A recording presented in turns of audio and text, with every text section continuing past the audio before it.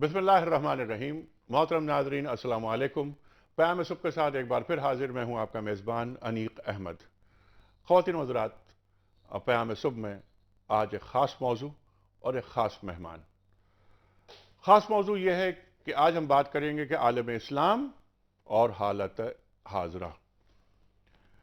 یہ جو حالات حاضرہ ہیں، جن کو بقول دلاور فگار صاحب کے حالات حاضرہ کو کئی سال ہو گئے، عالم اسلام کے حالات کس طرح تبدیل ہوں گے اور ہمیں کون کون سے کام کرنے چاہیے جو کہ نہیں کر پا رہے ہم، بڑے مسائل عالم اسلام کے اس وقت کیا ہیں اور ان کا حل کیا ہے۔ خواتین و حضرات، یہ گفتگو ہم کریں گے ایک نابغہ شخصیت سے، وہ شخصیت جو عالمی شہرت یافتہ ہے۔ جارج ٹاؤن یونیورسٹی نے ایک سروے کروایا کہ دنیا میں کے وہ 500 مسلمان کون سے ہیں جو انتہائی انفلوئنشل ہیں، جن کے بہت زیادہ اثرات ہیں دنیا پر۔ ان میں سے آپ ایک۔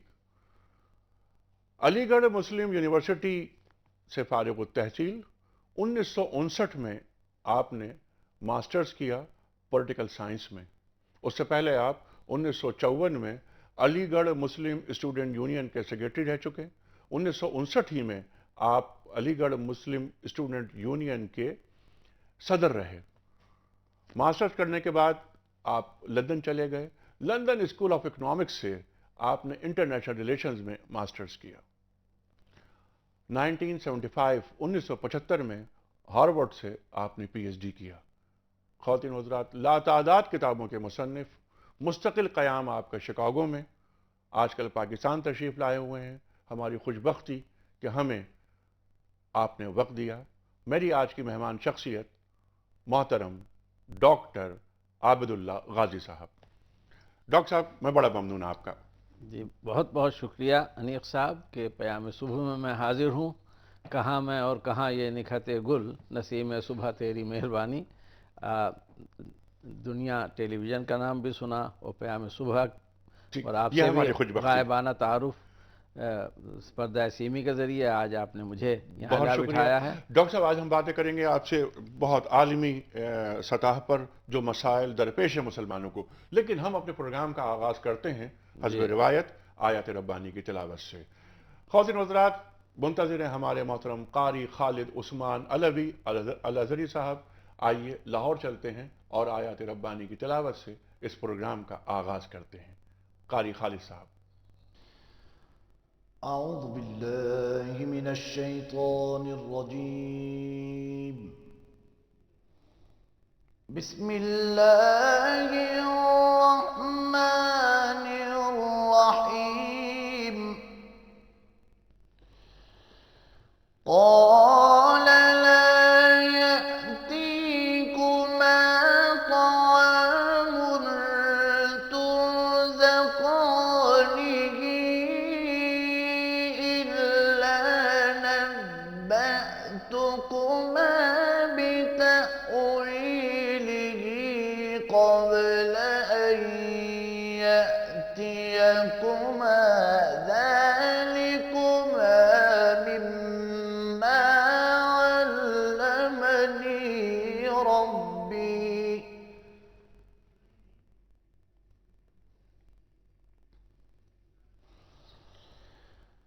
إني تركت ملة قوم لا يؤمنون بالله وهم بالآخرة هم كافرون.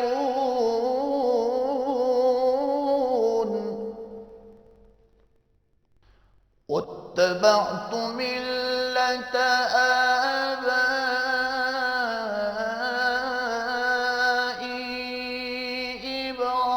إبراهيم وإسحاق ويعقوب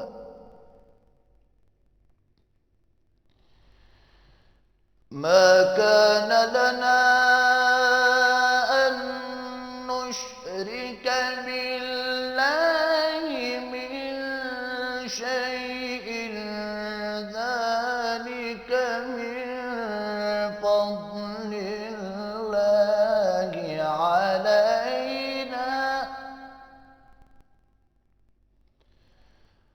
ذلك من فضل الله علينا وعلى الناس ولكن أكثر الناس لا يشكرون.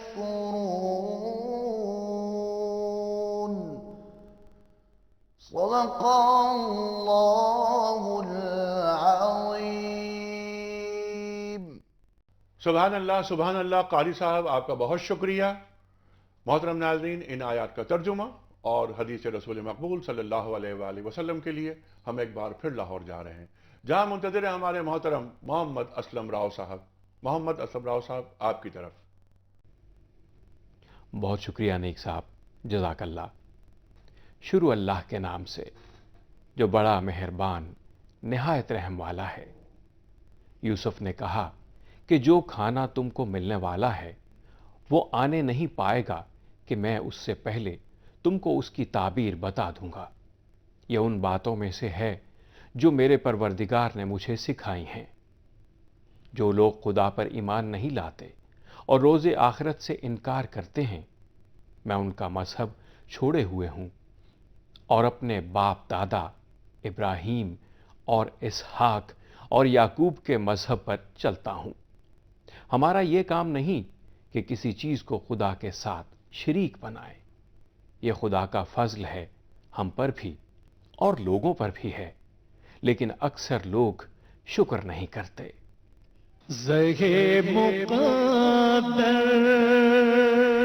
نبی کریم صلی اللہ علیہ وآلہ وسلم نے فرمایا، دو باتیں دوزخ اور جنت کو واجب کرتی ہیں. جو شخص شرک کی حالت میں مرے دوزخ میں داخل ہوگا، اور جو شخص اس حال میں مرے کہ اللہ کے ساتھ کسی کو شریک نہ سمجھتا ہو جنت میں داخل ہوگا. اسلم راؤ صاحب، بڑا ممنون، بہت شکر گزار. خواتین و حضرات، ہماری آج کی مہمان شخصیت محترم ڈاکٹر عابداللہ غازی صاحب تشریف لائیں امریکہ سے. ڈاکٹر صاحب، پہلا سوال آپ کی خدمت میں یہ رکھوں گا کہ اس وقت عالم اسلام بہت سارے مسائل کا شکار ہے. جی نئے نئے چیلنجز ہیں. جی ہر نیا زمانہ نئے چیلنجز لے کر آتا بے ہے. شک. خاص طور پر 9/11 کے بعد جی جو عالم اسلام کو مسائل درپیش ہیں، نئے چیلنجز، آپ کیا سمجھتے ہیں کون سے چیلنجز؟ پہلی بات تو میں یہ عرض کروں کہ ایک یہ عام ٹرم بن گئی ہے عالم اسلام. میری نگاہ میں کوئی عالم اسلام نہیں ہے، بلکہ بہت سے مسلم ممالک ہیں اور ان کے انفرادی مسائل بھی بہت سے ہیں اور اجتماعی بھی چند ہیں. لیکن بنیادی طور پر جیسے قرآن کے فی کل فلکن یسبحون کہ ہر ایک اپنے اپنے دائرے میں گھوم رہا ہے، تو یہ بات کہ ہم جب اجتماعی بات کر لیتے ہیں عالم اسلام کی تو پھر بعض اوقات جو عملی صورتحال ہے اس کے علاوہ جو چیز کے جس پر ہم توجہ نہیں دیتے کہ 40% مسلمان بطور اقلیت کے رہتے ہیں اور ان میں بعد بڑی بڑی اقلیتیں ہیں. اس کے علاوہ جو یورپ اور امریکہ میں اقلیت ہے اور خود ہندوستان میں، ان کے پاس بہت سے ایسے وسائل ہیں جو کہ عالم اسلام کے پاس بھی نہیں ہیں. اس لیے ان کو اجتماعی طور پر سوچنا کہ کیا ہیں. میں یہ سمجھتا ہوں کہ جو OIC جو آرگنائزیشن آف اسلامک کانفرنس ہے، بنیادی طور پر وہ خود ایک بہت کمزور جماعت ہے. ٹھیک ہے. اس کو ہم کیسے مضبوط کریں کہ وہ بعد، کیونکہ یہ کام ایسا نہیں ہے کہ ہم 1 گھنٹے میں حل کر سکیں ٹھیک یا ہے. سوچ سکیں، لیکن اگر ہم اسی کو مضبوط بنائیں. اور میں جانتا ہوں جس زمانے میں جدہ میں پڑھاتا تھا کہ وہاں تنخواہیں بھی بعض اوقات نہیں دی جاتی تھیں. بالکل بجا ان کے فرمایا بعد آپ نے. ٹیکنالوجی کا ڈپارٹمنٹ تھا جس کے لیے آپ کے صدر نے 1 ملین دیا تھا ٹیکنالوجی کی ڈیولپمنٹ کے لیے. ڈیفنس کا ڈپارٹمنٹ تھا، انفارمیشن کا تھا، لیکن سب ڈس فنکشنل تھے. میں بہت افسوس کے ساتھ کہتا ہوں. تو جب وہ بنیادی چیزیں جو کم سے کم ہیں وہ بھی ہم ایک ایسی جماعت کے ذریعے نہیں کر سکتے، تو ایک ایسا ہم ڈریم قائم کریں کہ جو قابل عمل نہ ہو ٹھیک ہے تو اس میں پھر فرسٹریشن بھی ہوتا ہے. ٹھیک ہے. اچھا یہاں پر میں نے عالم اسلام عرض کیا تھا، میں نے یہاں پر امت مسلمہ کی بات نہیں کی. جی جی لیکن ہم اس سوال کو میں اب ریفریش کر کے آپ کے سامنے یوں رکھتا ہوں کہ 1.5 ارب مسلمان ہیں اس وقت جی جی دنیا میں، جو سانس لیتے ہیں، جی جی جو زندگی کرتے ہیں. جی 1.5 ارب مسلمان جی 9/11 کی برکات کے بعد جی. کن نئے چیلنجز کا سامنا کر رہے ہیں؟ دیکھیے ایسا ہے کہ اگر ہم آج کی دنیا میں دیکھیں اور 70 سال پہلے آپ چلے جائیں، 50 سال پہلے جب کولونیلزم تھا، امپیریلزم تھا، جب دوسرے لوگوں کی ہم پر حکومت تھی، اس کے مقابلے میں اگر آپ دیکھیں، اور جب کہ یورپ میں اور امریکہ میں کوئی مسلمانوں کا تشخص کوئی نہیں تھا، تو ایک بہت بڑا ڈیولپمنٹ ہے. اور اس ڈیولپمنٹ کی وجہ سے اور 9/11 کی وجہ سے بہت سے نئی چیزیں سامنے آ رہی ہیں، کیونکہ یہ ایج جو ہے یہ ایج ہے انفارمیشن کی، ٹیکنالوجی کی، جہاں ڈسٹینسز کم ہو گئے ہیں اور گلوبل ولیج ڈیولپ ہو رہا ہے. تو سب سے پہلی چیز تو یہ ہے کہ میں سمجھتا ہوں کہ یہ دور افہام اور تفہیم کا ہے، اور افہام اور تفہیم کے دور میں جو ٹیمپلیٹس ہیں اکثر مسائل کی، وہ مغرب کے پاس تیار شدہ ہیں جو ہمارے پاس نہیں ہیں. اور ہم کو یہ اعتراض رہا ہے، ڈر رہا ہے، خوف رہا ہے مغرب کا، نہ صرف 58 میں جب ہمارے علماء نے بعض مخصوص حالات کی بنیاد پر مغربی تعلیم سے کیا کہتے ہیں مخالفت بھی کی، یا یہ کہ اعتراض کیا. اس وقت سر سید احمد خان نے ایک اپروچ دی کہ ہم اس کے ساتھ ڈائیلاگ بھی کریں، اس کو سیکھیں بھی اور اس کو حاصل کریں، جس کا نتیجے میں آج ہم اور آپ یہاں بیٹھے ہوئے ہیں. تو وہ چیزیں جو آج مغرب کے پاس ہیں ان کے حصول کی ہمیں ضرورت ہے، اور اس ڈائیلاگ کو ڈیولپ کرنے کی ضرورت ہے. تو برکات کی بات جو آپ نے کی 9/11 کی، سب سے بڑی چیز تو یہ ہے کہ 9/11 نے ہمیں ایک خواب سے چونکایا ہے، کیونکہ اس سے پہلے ہم بہت سے خواب دیکھتے رہے، اور پاکستان بھی ان خوابوں کا حصہ ہے. چونکہ ہم نے اس خواب کی تعبیر کو متعین نہیں کیا تھا تو آج تک ہم اس تلاش میں ہیں. تو وہ خواب اگر ایسے ہیں کہ جو اس کا کہ حقیقت کے ساتھ رشتہ نہیں ہے تو ہی پھر نائٹ میئر بھی ہو جاتے ہیں. ٹھیک. تو اس لیے ہمیں حقیقت پسندانہ ہونا چاہیے اس سلسلے میں. اور اس حقیقت میں حقیقت یہ ہے کہ اب گلوبل ولیج ہے، اور اس گلوبل ولیج میں اقوام متحدہ اور اس کے ذیلی ادارے ہیں، ریجنل کانفرنسز ہیں، ریجنل ریلیشن شپ ہیں، جیسے سارک کے بھی آپ ممبرس ہیں، اور IC کے بھی ہیں، اور ادھر عرب لیگ ہے، اور بہت سی جماعتیں ہیں. اور اس لیے جو آج چیلنج ہے بنیادی طور پر وہ یہ ہے کہ ہم سمجھیں دنیا کو کہ دنیا ہے کیا. اور ہم نے سمجھنے کی کوشش وہ نہیں کی ماضی میں، لیکن آج بہت ضرورت ہے. اور 9/11 کے بعد ہم we are force to think, یہ جو فورس آیا ہے مسلمانوں میں، ہم بھی سوچ رہے ہیں اور مغربی دنیا بھی سوچ رہی ہے. ٹھیک ہے. آپ ہی کی بات کو آگے بڑھاتے ہوئے کہ we are force to think. اب مسئلہ یہاں پر یہ ہے کہ جیسے اقبال نے فرمایا تھا کہ مسلمہ کو مسلمہ کر دیا طوفان مغرب نے، جی شاید بات اس طرف جا رہی ہے. جی لیکن جیسا آپ نے یہ فرمایا کہ یہ گلوبل ولیج میں ہم تشکیل پا گیا ہے، جب تک کہ مکالمہ نہیں ہوگا، کمیونیکیشن نہیں ہوگا، اور کیا ضروری ہے ہمارے لیے مسلمانوں کے لیے کہ وہ اپنا ایک ورلڈ ویو تشکیل کریں؟ میرے خیال میں یہ بات نظریاتی طور پر تو صحیح ہے، لیکن عملی طور پر اس میں مسائل ہیں بہت زیادہ اور رکاوٹیں ہیں بہت زیادہ. کیونکہ ایک تو مسلم اقلیات ہیں، مسلم اقلیات جس ملک میں ہیں اس ملک کا ایک نظام ہے، اور اس نظام کے تحت یا تو وہ چلیں، اور اگر نہیں چلتی، ہمارے بعض فقہا کا خیال تھا کہ مسلمان کو رہنا نہیں چاہیے بطور اقلیت کے، یا تو وہ نظام اسلام کے قائم کرنے کی جد و جہد کرے، جو جدید مفکرین جیسے مولانا مودودی اور ڈاکٹر اسرار صاحب وغیرہ انہوں نے خاص طور پر کہا ہے، اور یا وہاں سے ہجرت کر جائے. تو وہ مسئلہ نہیں ہے اب. تو اس لیے کوئی ایسی نظام مرتب ہو جس میں کہ سارا عالم اسلام اور مسلم اقلیت شریک ہوں، تو میری نگاہ میں ممکن نہیں ہے. اچھا. اور لیکن وہ پھر بھی کیا بنیادی طور پر کچھ ایسی چیزیں ہو سکتی ہیں کہ جس میں ہم متفق ہوں.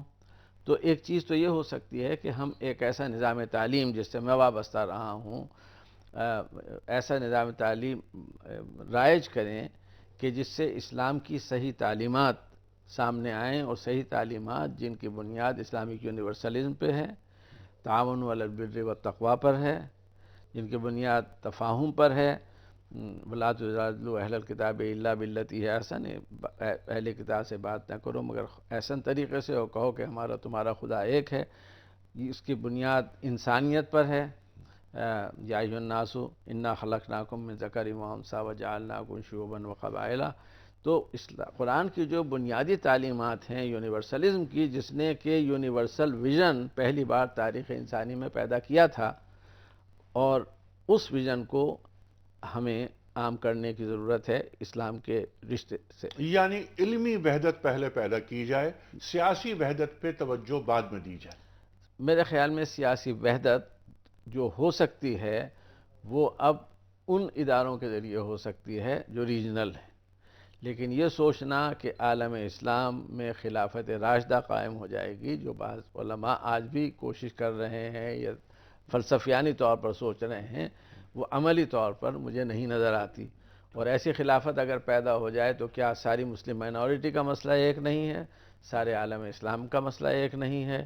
جب ہم عرب دنیا میں کوئی وحدت کسی 2 ملکوں 3 ملکوں میں نہیں پیدا کر سکے ہیں، تو بلکہ میں یہ کہوں گا کہ اس وقت اگر ہم جو پولرائزیشن ہو رہا ہے دنیا میں عالم اسلام میں، اس کو بھی ایوائڈ کر سکیں، تو پہلی پرائرٹی وہ ہوگی کہ مزید خون نہ بہے، مزید جنگیں نہ ہوں، اور جو ریجنل کم سے کم ریجنل حد تک کم سے کم کچھ کوآپریشن کے جو ہیں پولیٹیکل، سوشل، اکنامک، وہ قائم ہو سکیں۔ ٹھیک ہے، تو جو موجودہ مسائل ہیں آپ ان کو بہت اہمیت دے رہے ہیں ڈاکٹر صاحب، اور آپ یہ سمجھتے ہیں کہ ان مسائل کا حل نہیں ہے، اور اپنے اپنے ریجنل پولیٹیکل جو مسائل ہیں جیسے عرب کے مسائل، عجم کے مسائل، وہ اپنی جگہ برقرار رہیں گے، اور OIC ایک حد تک ناکام ہو چکی ہے اور اس میں اب جان نہیں ڈالی جا سکتی۔ اور آپ ہی کی بات کو جو میں سمجھاؤں وہ یہ کہ کان الناس امۃ واحدہ، یعنی جمعیت اقوام کی بات نہ کی جائے بلکہ جمعیت آدم کی بات کی جائے۔ جی، آپ یہ فرمائیں۔ بات ایک بات تو یہ کہی، لیکن میں نے یہ نہیں کہا OIC ناکامیاب ہو جائے گی۔ میں نے 20 سال 25 سال پہلے کی بات آپ کو بتائی ہے، ابھی اس میں بھی نئی روح پڑی ہے۔ ٹھیک ہے، اب لیکن عملی طور پر تو OIC غیر فعال نظر آتی ہے۔ ہاں، عملی طور پر بالکل آپ صحیح کہہ رہے ہیں، وہ فعالیت جسے ہم وہ چاہتے ہیں وہ نہیں ہے، لیکن اگر وہ نہ ہو تو کیا کم از کم بھی ایک ایسا فورم ہو سکتا ہے کہ جس میں کہ مسلمان ہیڈس آف دا اسٹیٹ بیٹھیں، لیکن اس میں بھی مسلم مائنورٹی کا صحیح ریپرزنٹیشن ہونا چاہیے۔ بالکل ٹھیک اس لیے کہ اگر وہ ریپرزنٹیشن نہیں ہے تو، اور وہ مسلم میجورٹی کنٹریز کے نقطۂ نظر سے مسائل کا حل تلاش کریں گے تو بہت سی اقلیتوں کے مفادات مجروح ہوں گے۔ ٹھیک ہے، نہیں آپ کی بات میں بہت جان ہے، بڑا وزن ہے اس بات میں کہ جو جہاں پر اقلیتیں ہیں مسلمان جہاں پر، ان کا بھی خیال رکھنا چاہیے۔ لیکن اس وقت 57 ممبرز ہیں OIC کے۔ جی، ہم صرف بات کرتے ہیں وہ ان ممالک کی، ان ریاستوں کی جو اسلامی ریاستیں ہیں یا مسلمان ریاستیں ہم انہیں کہہ سکتے ہیں، جہاں پر مسلمان اکثریت میں ہیں اور وہ اپنے مسائل کا حل خود تلاش کرنا چاہتے ہیں، لیکن مسائل کا حل وہ تلاش کر نہیں پا رہے۔ سوال میرا یہ ہے کہ ڈاکٹر صاحب یہ فرمائیے کہ اس وقت جو بڑے مسائل ہمارے پاس ہیں مسلمانوں کو، جن کا سامنا ہے، وہ 3 بڑے مسائل کیا ہیں؟ جس طرح آپ نے فرمایا کہ تعلیم، علمی وحدت قائم ہونی چاہیے، علمی طور پر انہیں میچور ہونا چاہیے۔ جی، اس کے ساتھ ساتھ کیا کمی ہے، اور یہ جو انٹلیکچوئل ڈیفیسٹ ہے، کیا یہ جو خرد خسارہ ہے، کیا اس کو پورا کیا جا سکتا ہے؟ 3 آپ نے فرمایا ہے۔ سب سے بڑا جو مسئلہ ہے جو کہ پہلی وحی سے شروع ہوا اور جس نے ایک تہذیب بنائی اور دنیا میں وحدت قائم کی، اقرأ باسم ربک الذی خلق، تعلیم ہے۔ اور 3 وہ ممالک جس میں انڈونیشیا، پاکستان اور نائجیریا ہیں، یہ تعلیمی میدان میں کے منفی انداز سے کمپیٹ کر رہے ہیں ایک دوسرے سے۔ تو وہ گیمبیا مثلاً، ہمیں وہاں اس کا علم ہوا جہاں پر کہ لوگ آج بھی درختوں کے نیچے بیٹھ کر تعلیم پا رہے ہیں۔ سینیگال کے ایک ڈیلیگیشن، ایک بار ہم سے ملاقات ہوئی تھی جدہ میں جب میں پڑھا رہا تھا، تو وہ کہتے تھے ہمیں بلیک بورڈ اور چاک چاہیے، جس کا کہ ٹوٹل خرچ جو تھا وہ $45,000 کا پروپوزل وہ دیا تھا انہوں نے ایک چیریٹی آرگنائزیشن کو۔ تو عالم اسلام کوئی ایسی چیز نہیں ہے کہ آپ جیسے امریکہ کہہ دیں کہ امریکہ میں ایک خاص سطح ہے، خاص معیار ہے، یورپ میں خاص سطح، خاص معیار ہے.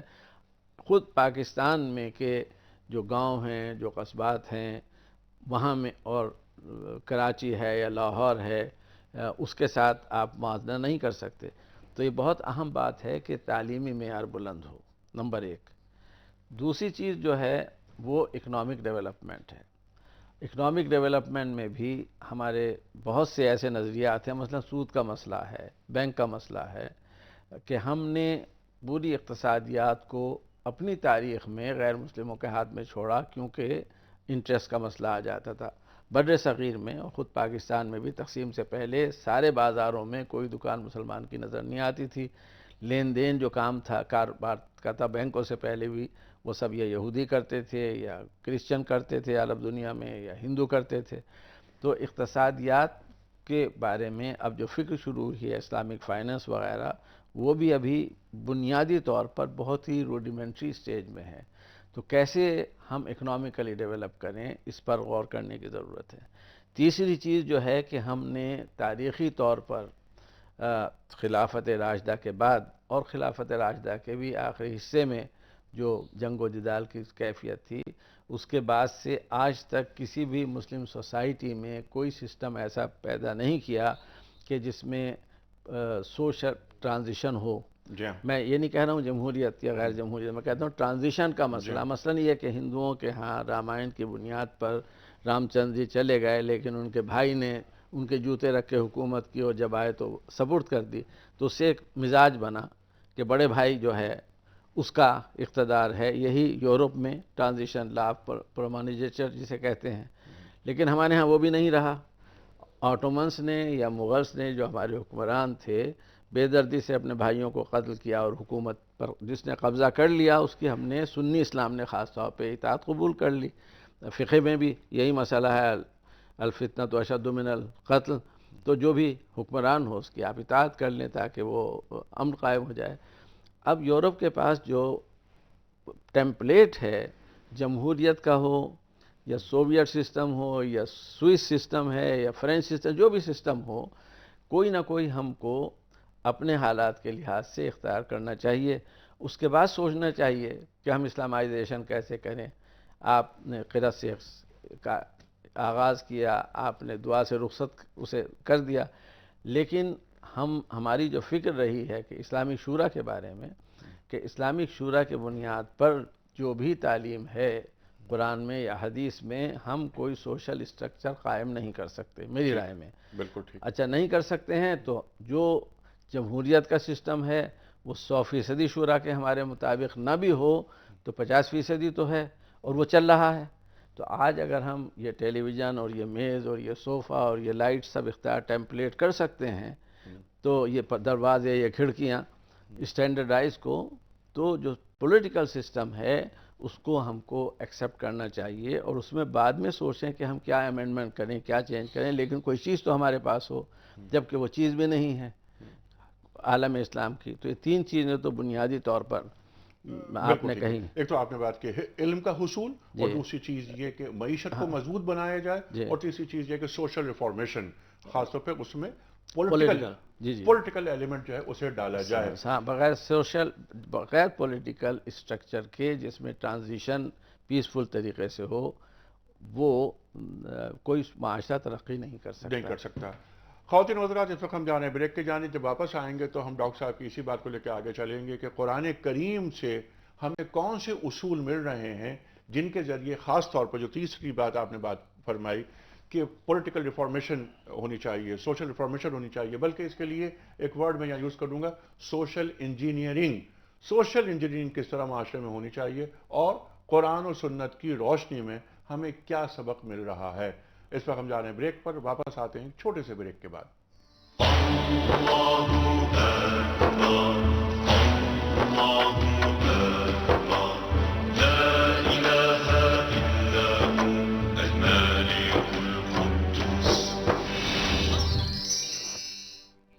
ویلکم بیک خواتین و حضرات. پیام صبح میں ایک بار پھر خوش آمدید.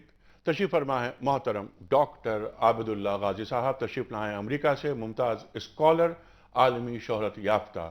خواتین حضرات، جن لوگوں نے دیر میں ہمیں جوائن کیا ہے تو ان کی خدمت میں ایک بار پھر تعارف میں پیش کرتا ہوں ڈاکٹر صاحب کا کہ ڈاکٹر صاحب دیوبند سے فارغ التحصیل حضرت مولانا قاسم نانوتوی صاحب کے خانوادے سے متعلق.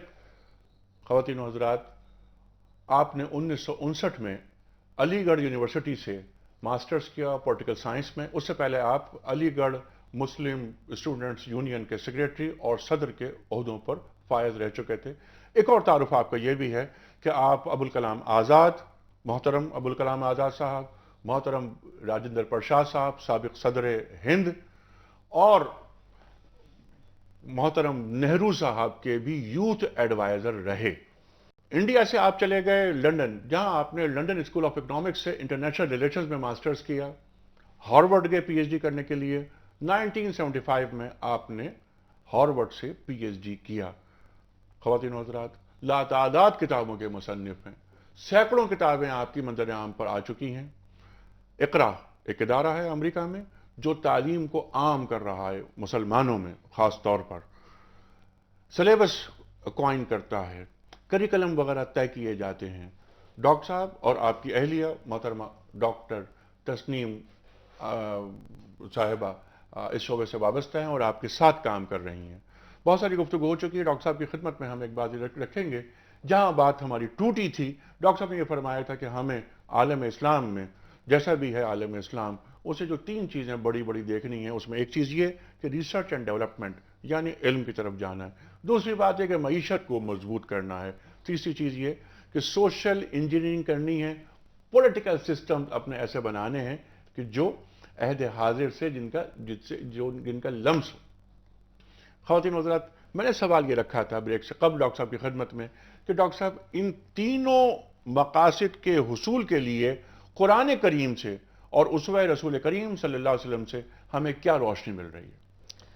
بنیادی طور پر پہلا تو ہر مسلمان جانتا ہے جو پیغام تھا اقرا بسم ربک الذی خلق، اس میں بنیادی طور پر پہلے پڑھنے کو کہا گیا، پھر علم کی وہ فضیلت بتائی کہ لکھو، اور اس کے بعد وہ چیز جاننے کی کوشش کرو کہ جو تم نہیں جانتے. یہ تینوں بنیادی چیزیں ریسرچ اینڈ ڈیولپمنٹ اب آ جاتے ہیں معیشت پر. آ جاتے ہیں. اور رسول اللہ صلی اللہ علیہ وسلم معلم اول تھے اور وہاں سے ہی سارے علم کے سرچشمے پھوٹتے ہیں جو اسلامک تہذیب بنے، اور آج بھی اس کی کار فرمائی ہم دیکھ رہے ہیں.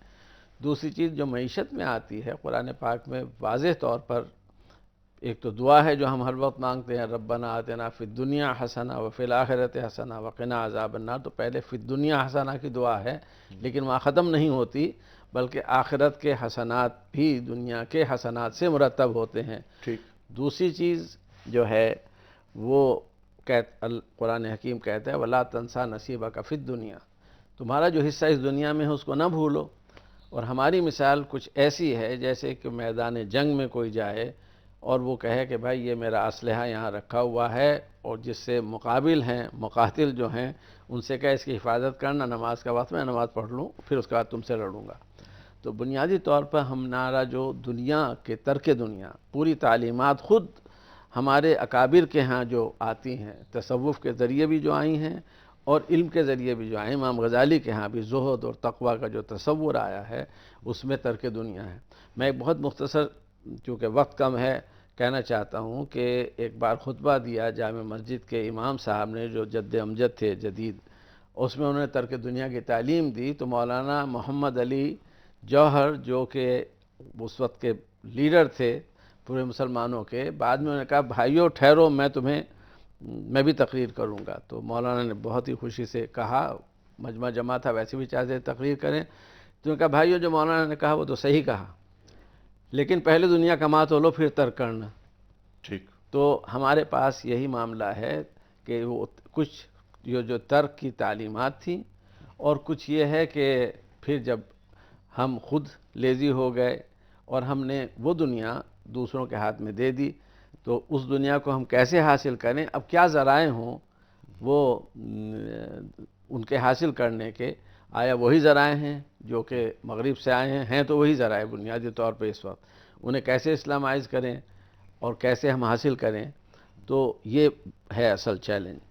ٹھیک ہے. اچھا معاشی وحدت کیا مسلم امہ میں قائم ہو سکتی ہے؟ دیکھیے ڈریمز تو ہو سکتے ہیں، اچھا، حقیقت سے کوئی تعلق نہیں. عملی طور پر بظاہر کوئی ایسی صورت نہیں ہے، بجز اس کے کہ جیسے میں نے عرض کیا کہ اب G8 ہے اور 9 ہو گئے، اس میں تعداد بڑھ رہی ہے، اور اربکان صاحب نے بھی کیا کہتے ہیں M8 یا 7 اور 6 شروع کیا تھا. کیا ضروری ہے یہ کہ ہم کیا کہتے ہیں اپنا ایک الگ سے وہ بلاک بنائیں اس کام کے لیے؟ کیا یہ ممکن ہے؟ میرے خیال میں یہ بات ممکنات میں نہیں ہے، کیونکہ ہے یہ کہ پروڈیوسر تو ویسٹ ہے ٹھیک ہے. اور بائر ہم ہیں، ہم کنزیومر سوسائٹی ہیں. ٹھیک تو ہے. کنزیومر سوسائٹی یہ طے نہیں کر سکتی ہے. ٹھیک ہے. یہ پروڈیوسر سوسائٹی کا جو ایج ہے وہ ہے آیا ہم اس ایج کے مقابلے میں کوئی ایسا سسٹم پیدا کر سکتے ہیں؟ بظاہر امکان مجھے نظر نہیں آ رہا بظاہر آپ کو. لیکن ڈاکٹر صاحب میرا آپ کی خدمت میں ایک بڑا مؤدبانہ سوال یہ ہے کہ جو آپ حالات حاضرہ کا جو آپ نے نقشہ کھینچا ہے، محسوس یہی ہوتا ہے کہ ایسا ہی ہے. لیکن یہ حالات حاضرہ مستقل تو نہیں رہیں گے، اس کے لیے ہمیں کام کرنا ہوگا. جی ریجنلزم کی آپ نے بات کی کہ ایسا نہیں ہونا چاہیے مسلمانوں میں خاص طور پر، جس طرح آپ نے G8 کی بات کی. ہم یہ دیکھ رہے ہیں کہ یورپی یونین، آسیان وغیرہ وغیرہ، عرب لیگ، پاکٹس بنے ہوئے ہیں. یورپی یونین کی طرز پر ہم کوئی مسلمانوں کا ایک ایسا ادارہ کہ جو مسلمانوں کے مفادات کا تحفظ کرے، جیسے میں نے عرض کیا تھا کہ OIC غیر فعال ثابت ہوا، تو کیا ہم کسی ادارے کو کریٹ کر سکتے ہیں؟ جو کریٹڈ ادارے ہیں اگر وہ فعال نہیں ہیں تو آپ نیا ادارہ کو کیسے فعال بنا سکتے ہیں؟ کیونکہ بات یہ ہے کہ جو عالم اسلام یا مسلم ممالک ہیں ان میں طرز حکومت الگ الگ ہیں، مفادات الگ الگ ہیں، زبانیں الگ الگ ہیں، جغرافیائی فاصلے ہیں.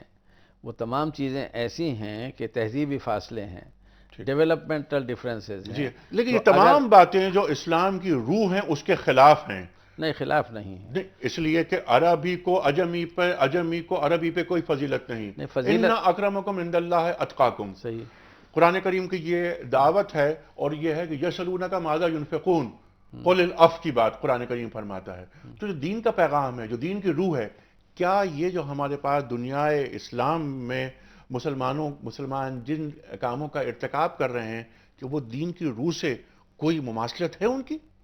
نہیں، اصل میں وہی بات ہے کہ وہی آیت جو آپ نے پڑھی ہے وَجَعَلْنَاكُمْ شُعُوبًا وَقَبَائِلَ لِتَعَارَفُوا، تو شعوب اب قبائل میں وہ ساری تہذیبیں شامل ہیں، وہ ساری زبانیں شامل ہیں، وہ رنگ شامل ہیں جو کہ آیات اللہ ہیں. لیکن صرف تعارف کے لیے. ہاں نہیں، تعارف کا مطلب یہ ہے سمجھنے. تعارف کا مطلب یہ نہیں ہے کہ آپ نے ہاتھ ملایا اور سمجھ لیا. تعارف کا مطلب ہے انٹینسیو کوآپریشن اینڈ ڈائیلاگ، جو پھر مزید اس کی تشریح تعاونوا علی البر والتقوی وتعاونوا علی الاثم والعدوان. یہ کہ ہم وہ تعاون کی راہیں اختیار کریں جس سے کہ صالح معاشرہ تعمیر ہو اور ان کو میں تعاون کریں. اور ایسے ادارے مغرب میں بھی ہیں، مشرق میں بھی ہیں. لیکن آپ یہ سمجھتے ہیں کہ یہ ممکن نہیں ہے؟ اس وقت کے حالات میں یہ ممکن نہیں ہے. اقبال جو فکر دیتے ہیں نیل کے ساحل سے لے کر تابہ خاک کاشغر، گویا آپ اقبال کی اس فکر سے اتفاق نہیں کرتے؟ یہ تو آپ نے بہت مشکل سوال کر لیا مجھ سے، لیکن ہے یہ کہ عملی طور پر میں کہتا ہوں اس خاک کاشغر میں پاکستان شامل نہیں ہے، بنگال شامل نہیں ہے، اس میں انڈونیشیا شامل نہیں ہے، اس میں جنوبی فلیپین شامل نہیں ہے جہاں میں گیا ہوں. مندناؤ میں بھی میں گیا ہوں تعلیمی واسطے سے، کیونکہ حالات ہر جگہ کے وہ مختلف ہیں. علامہ اقبال کا ڈریم تھا اور انہوں نے ایک اویکننگ پیدا کی، لیکن اس فکر کے بھی بعض پہلو ایسے ہیں جس پر ہمیں غور طلب ہیں. ٹھیک ہے، جیسے یہ جو ڈریم جمہوریت کے سلسلہ ہے، جیسے کہ مغرب کا ہے شاخ نازک پہ آشیانہ بنے گا ناپائیدار ہوگا. ہم نے تو اسی بھی شاخ پہ بنایا ہے ناپائیدار شاخ. تو کیا ہماری شاخ جو یہاں ہے وہ پائیدار ہے؟ تو بہت سی چیزیں ایسی ہیں جو ایک اجتماعی فکر ہے. اقبال نے یہاں پر یہ بھی کہا جو آپ نے بات فرمائی نا کہ جمہوریت اور شاخ نازک وغیرہ، اقبال یہ فرماتے ہیں کہ جمہوریت تمام تر خامیوں کے باوجود ہمیں قبول اس لیے ہے کہ اس سے بہتر کوئی نظام ہے نہیں ہمارے پاس. اقبال نے جس طرح تقلید کے بارے میں کہا کہ تقلید اپنی تمام تر خامیوں کے باوجود ہمیں قبول اس لیے کہ ڈسپلن تو ہے، اور جب تک تقلید سے بہتر کوئی نظام نہیں آ جاتا ہمیں اسے قبول کر لینا چاہیے۔ اچھا، میرا سوال اب ذرا سا آگے بڑھ کر یہ ہے کیونکہ وقت کم ہے ہمارے پاس۔ ڈاکٹر صاحب، آپ نے بہت کام کیا، تعلیمی جو آپ کی جو کارنامے ہیں آپ کے، وہ دنیا کے سامنے ازر من الشمس ہے یہ بات۔ اس وقت پورے عالم اسلام کو جو علم کے شعبے میں جو کمزوریاں ہیں، اس میں ایک تو دنیاوی علوم اور دینی علوم، ایک تو انہیں بانٹ دیا گیا ہے، انہیں نہیں بانٹنا چاہیے تھا۔ ہمارے مدارس میں جو نصاب پڑھایا جا رہا ہے، کیا آپ اس سے مطمئن ہیں؟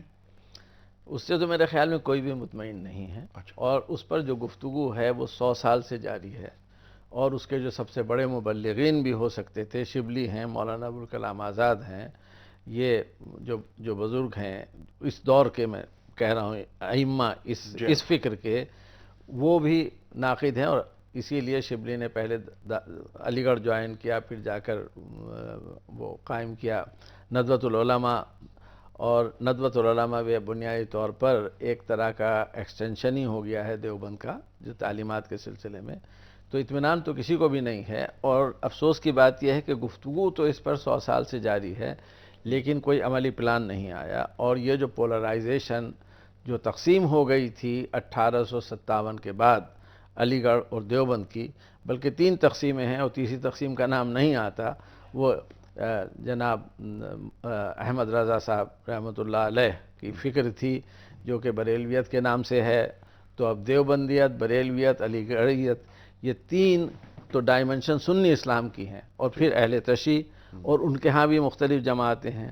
تو یہ جو تقسیم ہو گئی ہے جس انداز سے، وہ آج تک اسی طرح جاری ہے، اور اس پر یہ بہت بڑا چیلنج ہے، کیونکہ میں آپ سے بتاؤں، اور اس وقت کہ میں تو اس تقسیم کی بنیاد پر جو خون خرابہ ہو رہا ہے یا مستقبل میں ہونے کا ہے، وہ سارے ڈریمز، علامہ اقبال ہوں یا حالی ہوں یا کیا کہتے ہیں قائد اعظم ہوں یا مولانا آزاد ہوں یا جو بھی مولانا مودودی ہوں، وہ سارے ڈریم کوئی معنی نہیں رکھیں گے جس انداز سے کہ عالم اسلام جہاں جا رہا ہے۔ ٹھیک ہے، یعنی ایک غلط ٹریک کو اپنا لیا گیا ہے، نیتیں بہت اچھی، اخلاص موجود ہے، لیکن غلط سمت کی طرف سفر کرنے سے بہت بہتر یہ ہے کہ آدمی صحیح سمت کی طرف منہ کر کے کھڑا رہے۔ کچھ لوگوں کی نیت اچھی ہوگی، لیکن نیتیں بھی اکثر اوقات صرف درس نظامی کی بات نہیں کر رہا ہوں، میں عالم اسلام کا جو اس وقت سیاسی پس منظر ہے اس کی بات کر رہا ہوں، کہ وہاں نیتیں بھی خالص نہیں ہیں بہت جگہ پر۔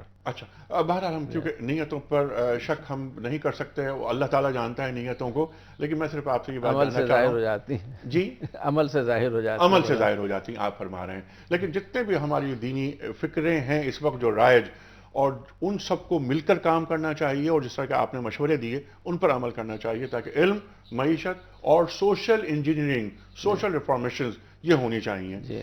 آپ کی بات کو آگے بڑھاتے ہوئے ڈاکٹر صاحب، کیا ایسا محسوس ہو رہا ہے آپ کی گفتگو سے، جو مجھے محسوس ہوتا ہے اور آپ کو یہ بات محسوس ہو رہی ہے کہ ہمارا جو نصاب تعلیم ہے مدارس کا، وہ جو عصر کی روح ہے اس سے محروم ہے؟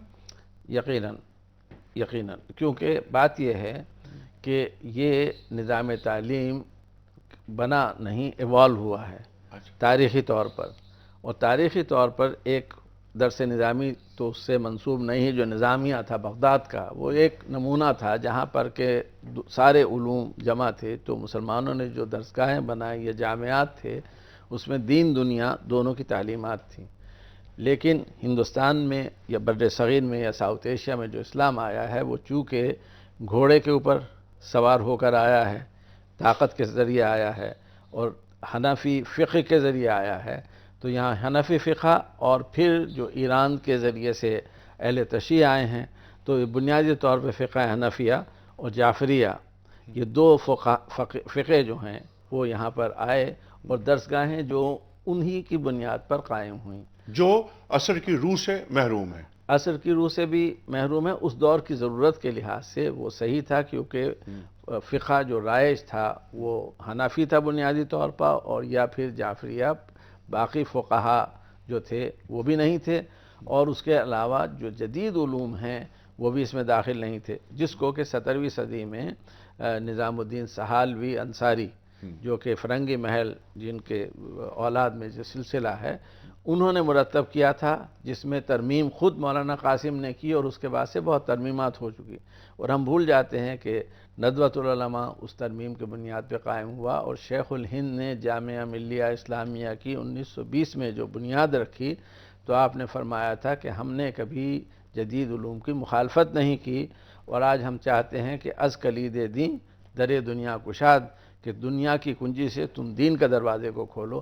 تو مختلف کوششیں ہوتی رہی ہیں، جس میں اگر انٹرنیشنل اسلامک یونیورسٹی اسلام آباد کو لیں اور یہ جو ہم کام کر رہے ہیں سب انہی کوششوں کا حصہ ہیں، بلکہ نتیجہ ہے اس کا۔ نتیجہ ہے۔ جی ٹھیک ہے۔ اچھا ڈاکٹر صاحب، اس وقت جو کریکلم ہے مدارس کا، اس میں کیا سیرت کو وہ مقام دیا گیا ہے جو دینا چاہیے؟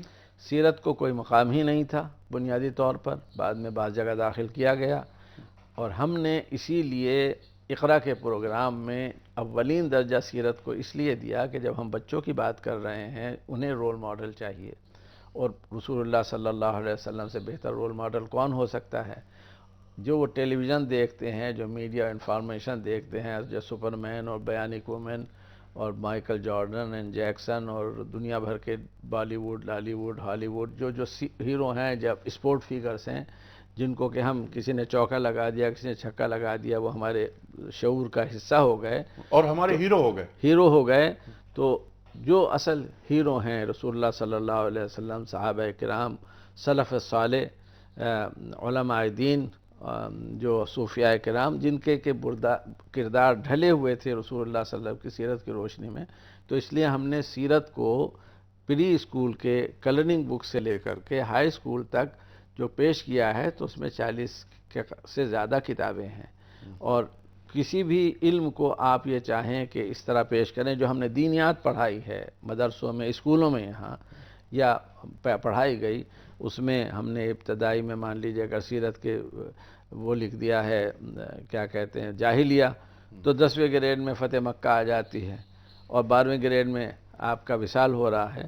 تو اس طرح سے آپ نہ سیرت کو پڑھا سکتے ہیں نہ دین کو پڑھا سکتے ہیں، اس لیے ان کو اس طرح پڑھانا چاہیے جس طرح ہم میتھ اور سائنس پڑھاتے ہیں، جس کی میتھڈالوجی ہے، تو ہم نے وہی میتھڈالوجی۔ کیا آپ نے خوبصورت بات کہی، جس طرح ہم میتھ اور سائنس پڑھاتے ہیں اسی طرح ہمیں اپنے بچوں کو کلاس 1 سے لے کر کم از کم کلاس 12 تک جی سیرت طیبہ صلی اللہ علیہ وآلہ وسلم کا مطالعہ کروانا چاہیے، اور تاکہ ان کی بنیاد مضبوط ہو جائے۔ نہیں، ہم نے تو پورے درس نظامی کو اسی انداز سے پیش کیا ہے بچوں کے، ٹھیک، جو وہاں کتابیں تھیں پورے درس نظامی میں، جو موضوعات تھے جو ریلیونٹ تھے، اس میں بہت irrelevant چیزیں بھی ہیں، مثلا یہ کہ اب وہ ڈس یوز، دیکھیے پہلے سال گزرتا ہے قرآن کے 2-1 سال لگتے ہیں ناظرہ کے، بچہ نہیں سمجھتا نہ استاد سمجھتا ہے، چھڑی ہے، ڈنڈا ہے، مار پیٹ ہے، مرغا بنانا ہے، پھر حافظ ہوتا ہے، پھر جو دیوبند میں نصاب تھا جس کو فالو کر رہے تھے، فارسی خانے میں فارسی پڑھاتے تھے، اور اس میں چکرورتی کے حساب پڑھا دیا، 2-4 چیزیں،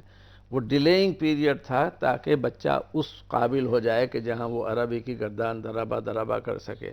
پھر اس کے بعد وہ عربی لٹریچر پڑھتا تھا، وہ بھی کلاسیکل لٹریچر تھا، اور کوئی اخلاقیات سے اس سے تعلق نہیں تھا۔ اب تک جو کچھ بھی اس نے پڑھا اس کا تعلق درس نظامی سے نہیں ہے۔ جو فارسی کی کتابیں گلستان بوستان اور رقعات عالمگیری وغیرہ پڑھی ہے اس نے، اخلاق محسنی، ان اخلاقیات سے تعلق ہے جو اس دور کے ایران کی تھی کہ بادشاہ کے ساتھ کیسا معاملہ کرو، اور درویشی کیا چیز ہے، اور بہت سے ایسے موضوعات ہیں جس کا ہم ذکر بھی نہیں کر سکتے ہیں، تو وہ پریپریٹری نہیں تھا۔ اچھا، اس کے بعد پھر شروع ہوتا ہے کہیں جا کر کے کیا کہتے ہیں فقہ، اور اس کے بعد کیا کہتے ہیں قرآن کا بہت ہی کمزور تھا۔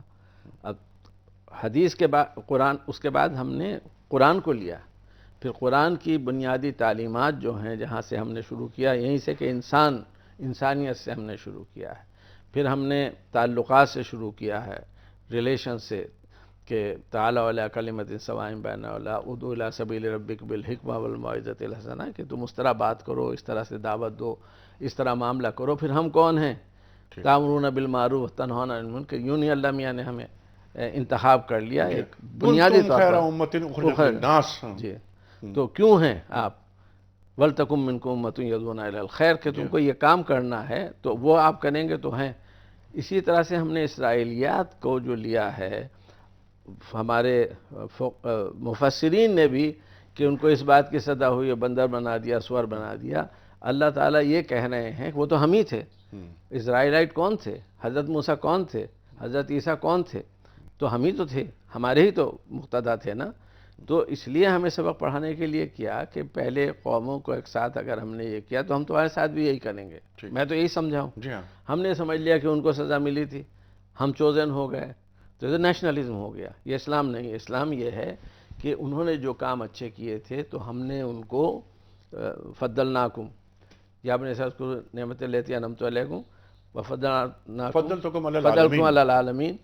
تو یہ کیوں فضیلت دی تھی؟ اعمال کے لیے دی تھی. جب نہیں تھے تو پھر ہم نے ان کو یہ سزا دی.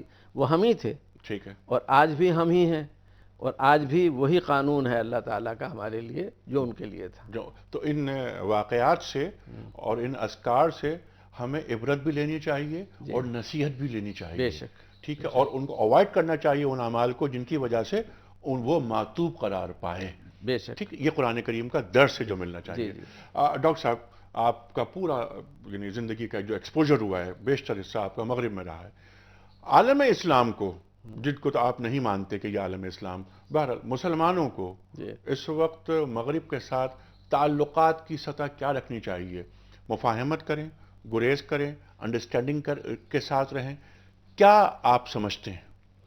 دیکھیے، گریز کی تو کوئی شکل ہے ہی نہیں، کیونکہ ہمارا ٹوٹل ڈیپینڈنس ان کے اوپر ہے. کوئی ایسا مسلم ملک نہیں ہے جو کہہ سکے کہ میں سیلف سفیشینٹ ہوں، یا مسلمانوں کا کوئی گروپ ہے جو یہ کہہ سکے وہ سیلف سفیشینٹ ہے.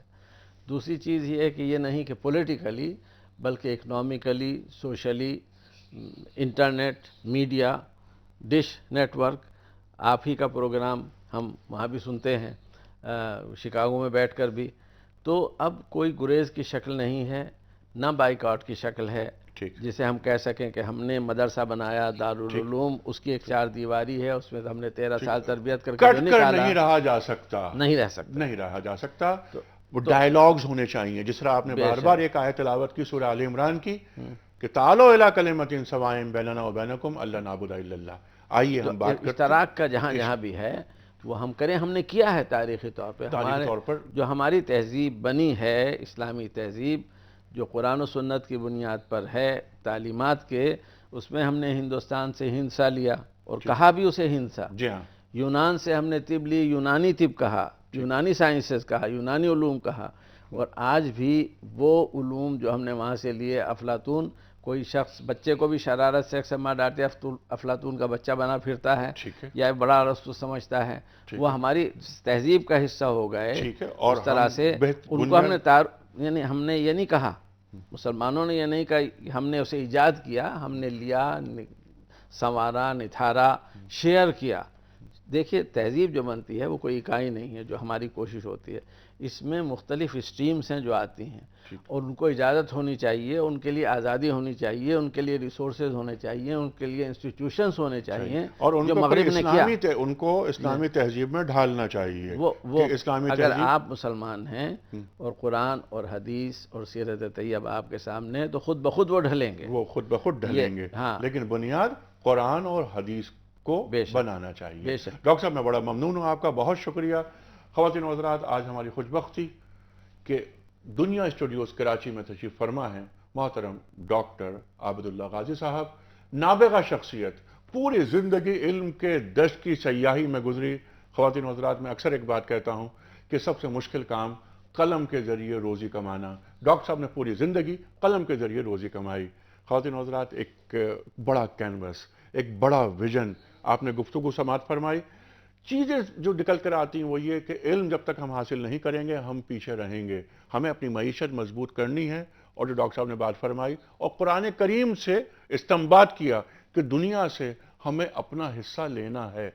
اور خواتین و حضرات، جو آخری بات جو ڈاکٹر صاحب نے نقطہ اٹھایا کہ سوشل ریفارمیشن کے لیے ہمیں پولیٹیکل ریفارمیشن ضروری ہیں، سوشل انجینئرنگ ضروری ہے. یہ بڑے بڑے کام جب تک عالم اسلام نہیں کرے گا ہم کبھی آگے نہیں بڑھ سکیں گے. خواتین و حضرات، ان باتوں پر توجہ دینی چاہیے. ڈاکٹر صاحب، میں ایک بار پھر آپ کا شکر گزار. محترم خواتین و حضرات، انیق احمد کو اجازت. خدا حافظ.